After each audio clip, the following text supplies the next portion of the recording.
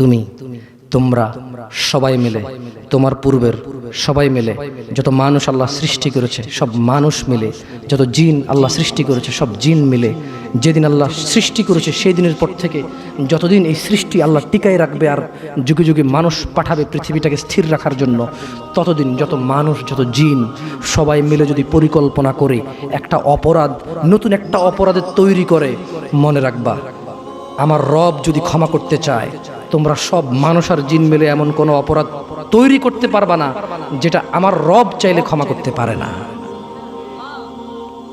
তুমি কোন অপরাধ তৈরি করবার বলবা যে এটা বুঝি এটা কি আল্লাহ ক্ষমা করতে পারবে?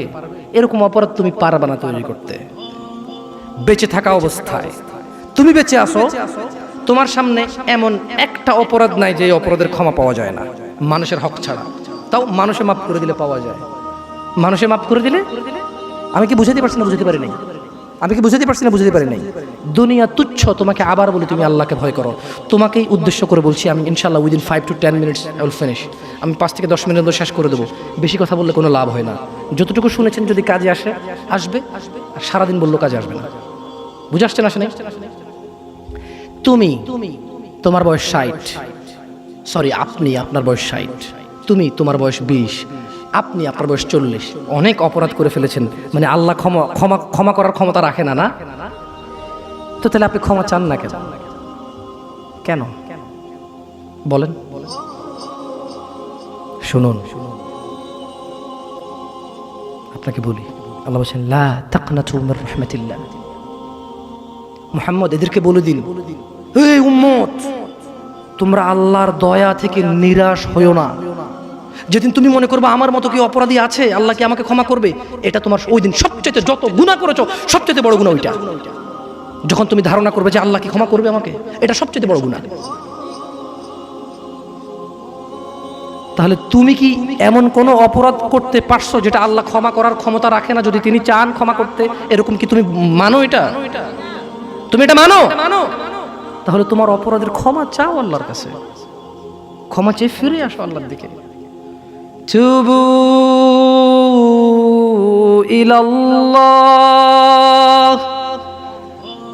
তাওবাতান নাসুহা, ফিরে আসো আল্লাহর দিকে একনিষ্ঠ ভাবে। তুবু ইলাল্লাহ তাওবাতান নাসুহা, আল্লাহর দিকে ফিরে আসো, আল্লাহর দিকে ফিরে আসো, আল্লাহর দিকে ফিরে আসো। জানা অনেক হয়েছে, বন্ধ করো। তুবু ইলাল্লাহ, অনেক সিগারেট, গাঁজা, মদ, নেশা হয়েছে, ফিরে আসো।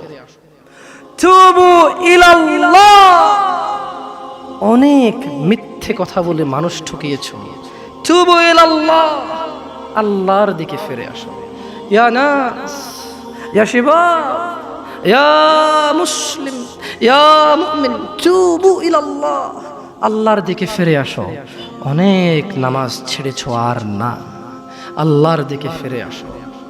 অনেক জেদ করেছো, মারামারি করেছো, অন্যের হক অন্যকে জুলুম করে অন্যকে দেওয়ার জন্য সহযোগিতা করেছো, তুবু ইলাল্লাহ, আল্লাহর দিকে ফিরে এসো। তাওবাতান নাসুহা, একনিষ্ঠ হৃদয় থেকে, একদম স্থির ধীর মন মানসিকতা নিয়ে, তাওবাতান নাসুহা, আল্লাহর দিকে ফিরে আসো, আল্লাহর দিকে ফিরে আসো। প্লিজ দয়া করে আল্লাহর দিকে ফিরে আসো। ইন্নাহু হুয়াল গফুরুর রহিম, তিনি ক্ষমাশীল, তিনি তোমার অন্যায়কে নেকিতে পরিবর্তন করে দেবে, তিনি তোমার অন্যায়কে সওয়াবে পরিবর্তন করে দেবে, তিনি তোমার জমিন থেকে আকাশ অবধি গুনাহকে জমিন থেকে আকাশ অবধি নেকিতে পরিবর্তন করে দেবে।